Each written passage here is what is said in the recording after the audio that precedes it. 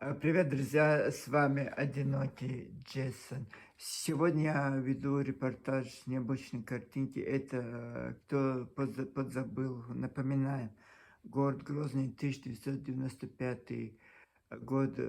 Руины от этого города, страшные года, горе, несчастья, страданий, ничем не повинных людей, чеченской, ингушской, русской, татарской, еврейской, украинской.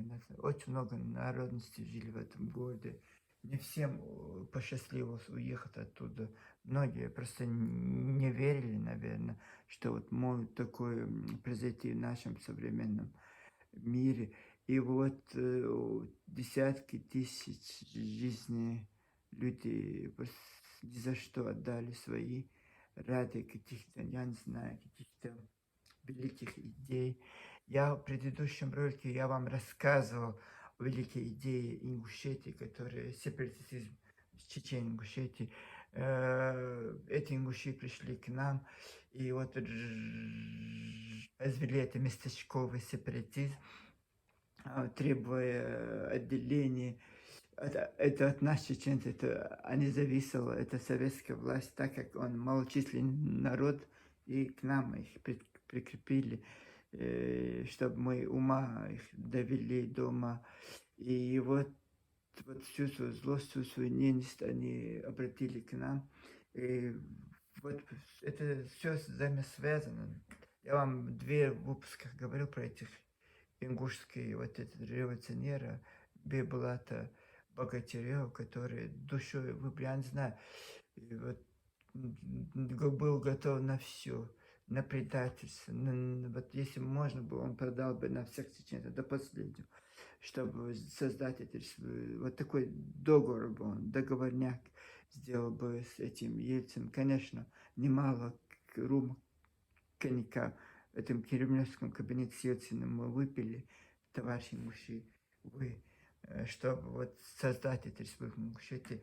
И, скорее всего, наверное, бы был еще шанс примирить Дудаева, Ельцина как-то, я не знаю, как-то, и выйти из этого положения. Никто не старался это погасить, это пламя. Вот наоборот, живые товарищи Муши лили керосин за нашими спинами, за нашими вот этими, за наше доверчество. Вот вы сидели в Москве, мы не сидели. Вот вы, товарищи, сидели там, и Ельцину на ушку, и другим хорошим товарищам. Чеченцы плохие, чеченцы такие, и только их исправить. Вот это, вот доверьте, Борис Николаевич, мы хотим с Россией, видите, какие мы хорошие. И вот это, и вот последствия вот этих договорников, вот Грозный полностью разрушен. Может, его половину бы разрушил, может, до этого даже и не дошло бы. Как-то, ну, неизбежно это было, конечно, потому что и в Москве сидели хорошие братья наши, в кавычках, соседи. И вот тут раздули это как могли, вот раздули. И вот почему я сегодня сижу перед вами, хотя это было давно, и многие подзабыли. Я-то это помню, потому что вот в моем подростковом возрасте это все происходило. Я видел эти разрушенные дома, я видел эти судьбы несчастных людей.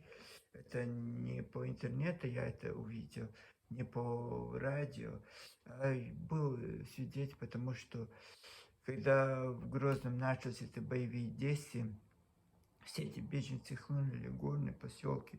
Вот они говорят, нам Ингушетии нет. 250, 300, 400 тысяч внутренних перемещенных лиц было в самой Чеченской Республике. Потому что где-то боевые действия начинаются, оттуда люди идут в другое место. Вот так введено горные все. Вот население введено, по-моему, прибавилось 10 раз. Вот столько людей, беженцев было у нас. И когда введено, вот они Грозно захватили, потом Шали захватили, все захватили. И последнее, что у них оставалось введено захватывать. Я помню, и вот потом мы стали тоже вынужденными беженцами. Мы все поехали в Грозный, потому что у нас там были квартиры. Я помню, это разрушенный город, это было страшно, очень страшно видеть, конечно. И вот это почему я сегодня просто хочу познакомить вас, можно сказать, Тарим Махмудом Исимбаевым, вот Гикалом Музыкаевым, который парень, родившийся после депортации в 1960 году. Ну, его семья еще находилась в Казахстане, и он родился в Зеленоградской области, в Казахстане, по-моему, в селе Романовка. Его отец был местным бригадиром, может, колхоза, я не знаю, совхоза там. Мать была домохозяйкой, в семье 7 детей, 6 мальчиков и 1 девушка. Это я даже не читал биографии, это я просто знаю. И мальчик там, скорее всего, они приехали в Чечен-Ингушетию обратно. И вот в возрасте 8 лет, вы представляете, его учил танцам брат дедушки Музаки Мальсаго. Сейчас Мальсаговы почему-то все ингуши. Раньше они были чеченцами тоже. Может, это я ошибаюсь, он по национальности ингуш, я не знаю, но он чеченец, конечно. Мы считаем его чеченцем, он чеченец, всю свою жизнь прожил в этой Чечне, правда. Вот сейчас вы поймете, к чему я клоню. И вот этот парень, который очень хотел танцевать, ему повезло, что брат дедушки Музаки этого Малсяга учили его танца. Не просто так, дотошно. Вот даже он на пальце вставал. В танцах он только вот должен был на пальце стать. Это очень больно, тем более парень всю свою жизнь не танцевал, как самоучка. Вот так этот привил дядя дедушки, привил вот эту любовь этим танцам. И очень, не знаю, но он был ребенком, чтобы знать Махмуда Симбаева. Ну, вот так, очень схожая судьба обоих. И семье тоже. Вы же видели фильм «Я буду танцевать», Азербайджан фильм, где Идрис Базошкин сценарий написал. Первое, что он сделал хороший нам. Во всем остальном только гати. Вот там отец был против. Точно так же вот эту у Гекала Музыкаева тоже отец очень был против вот этого. Он не видел танцев в будущем своего ребенка. Так как Махмуд Асимбаев только начинал, он же это в 80-х годах он вот раскрутился. А так в чеченских, войнавских, ингушских семьях это не считалось почетным занятием. И вот 8 лет так получилось, что приехала вот из Большого театра, искали по всей стране таланты, но Грозская филармония была очень сильная, очень сильная. И вот в Свердловске он участвовал в вот этом конкурсе. Вы представляете, 8 лет выиграл вот этот конкурс балетной школы при Большом театре, вот это, и он был почти зачислен туда. Но отец сказал нет, и так пришлось лишиться мечты молодого, 8-летнего парня. И я застал вот этого видео, наверное, это фотографию поставлю, что вот. И вот так получилось, парень лишился своей мечты, но он продолжал, он тайно, он очень схожий судьба с Махмудом Исимбаевым, но тот, понятно, он был прирожденный танцор, это тоже хореография у него очень хорошая, и немало он вот танцев станцевал, и тайно от отца он бегал там в своем местном ДК, танцевал, учился танцевать, там движений там учился, вот это. И так получилось, что в 1970 он там учился в школе, и в 1975 году он поступает в хореографическое отделение просвет училища Грозного. И в 1978 году он его оканчивает. И сразу после окончания 80-летним парнем он не поступает, а он вливается в коллектив государственного танца ансамбль «Война». И вот там он первый азы вот этого великого мастерства начинает учить там. Но парень как-то звездно, он хотел не останавливаться на достигнутом, так как еще служба в советской армии была как раз под носу, 18 лет, а раньше же это было же обязательно. Каждый подросток, парень, юноша должен был пойти армию, и тем более там же началась трагическая страница, в Афганистане началась война, и многие чеченские, любая мать не хотели, чтобы военные действия. Я помню, у нас тоже очень много братьев было в семье, и моя мать, не знаю, как она добивалась, вот одного отправили в Германию служить, а двоих братьев в Венгрии служили в 80-х годах, и дошла эта афганская война. И вот он, может быть, по совету отца, я не знаю, почему-то оставили это ансамбль «Война», который мастерство было. И вот попробовал себя вот в Северо-Кавказском военном округе, вот ансамбль. И там он попробовал, и в 1980 году он там попал в этот ансамбль, и вот это зачитали 2 года, по 1982 год, зачитали ему за службу армии, зачитали. И после окончания армии, вот я сейчас заставка город Грозный, вы поймете, чему я иду, просто фотографии вы потом увидите тоже, просто дослушайте. Просто я должен немножко, прежде чем самое главное начать, небольшую графию. Я его в интернете не смотрел, но я очень много фильмов про эту музыку видел и слышал. И вот поэтому я вот там рассказываю своими словами. И вот он сразу после армии поехал, как всегда, парень, который мечтает о великой славе, поехал в Москву, и в 1982 по 1986 год он поступил в Московский государственный институт культуры и закончил красным дипломом. Сразу после возвращения он снова вливается в ансамбль в «Войнах», и там до 91 года он там танцует, там хореографии, там вот это все.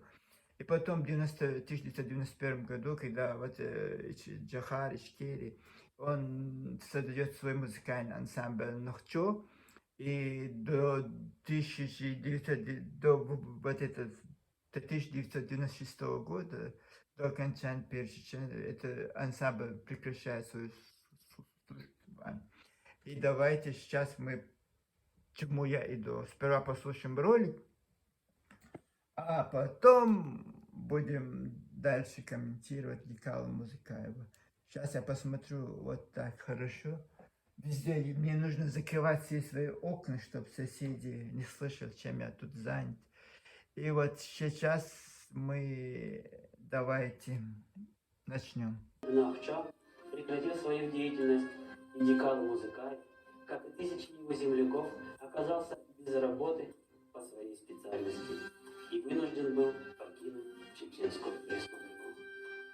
По приглашению министра культуры Республики Ингушетия с 1996 по 2000 год Дикалу работает художественным руководителем государственного ансамбля народного танца Ингушетия, главного танцевального коллектива Новой Республики. За время работы он осуществил постановку новой программы «Нацкий эпос», в которую вошли такие танцевальные номера, как «Ингушетия моя», «Войнавский узор», «Ингушский праздничный танец» и другие. Ансамбль «Ингушетия» под руководством Дикалу Музыкаева завоевал немало призов на международных и всероссийских фестивалях и конкурсах. Ну, вы слышали, да? Это я... Есть такая программа, я не знаю, где это, в Башкирии, где-то или в Кабардино-Балкарии, но не здесь, в Чечне, Ингушетии, где-то... И вот они про этих кумиров, и мне нравится эта программа, и вот там они вот этот целый выпуск посвятили Гикалу музыканту, чеченскому одарованному, вот эту танцору, хореографу. И вот это вот интересно было, конечно, вот мое удивление. Представляете, вот это фрагмент истории, вот этого великолепного таланта, я еще не знал. Оказывается, когда создали Республику Ингушетии, и началась война, и когда создали вот этот ансамбль Ингушетия, оказывается, его руководителем был Гикал Музыкаев. Это для меня было открытие. Представляете, чеченцев. Почему я это все вот рассказывал? Он с ребенка танцевал, он его учили. Потом он тайно сам бегал. Там Грозненское культпросвет училище окончил хореографическое. Потом поступил в Московский институт культуры. Там тоже на мастер хореографии. Вот все он окончил. Еще 2 года не служил в рядах вооруженных сил Советского Союза, а еще вот в Северокавказском военном округе, вот оркестре, вот там он тоже, представляете, какой-то непрерывный у него был, вот он еще между этими делами, вот в Войнахе танцевал, он потом создал свой ансамбль, вот это Нохчо, и представляете, с рождения, можно сказать, до вот это и 30, сколько ему было, когда он создал свой вот ансамбль, 31 лет ему был, и вот 36 годам он, 36, скорее всего, он женат, просто у меня нет желания смотреть в Ютубе вот, информацию про него, потому что это сейчас я еле-еле собрал все эти автобиографии этих ингушей. Вот не хочу это мусором засорять свою квартиру. И вот примерно мы знаем, кто он такой, чей он народный артист. Это тоже я сейчас скажу. И вот эта биография очень важна, потому что, почему я об этом говорю, он был, когда создали ансамбль вот этот Ингушетия, вот он был художественный руководитель этого ансамбля, и 5 лет он до 2000 года, там до Второй Чеченской войны, даже в годы Чеченской войны он там находился, в Ингушетии, и вы представляете, когда говорят про Раю Евлоева, который типа тоже создал это же самое, вот, и ни одно слово, когда это говорят про это ансамбль Ингушетии, ни одно слово не говорят, что первым его художественным руководителем был чеченский танцор вот, Гикал Музыкаев. Может, они считают, что он ингуш, потому что Узика Мальсаго, дедушка, скорее всего, был Мальсагом. И вот еще 36 лет ему он уехал, скорее всего, он не был женат. И вот есть информация, что он женат на ингуш. И вот это самое главное, вы слышали, да? Это с начала строит ансамбль.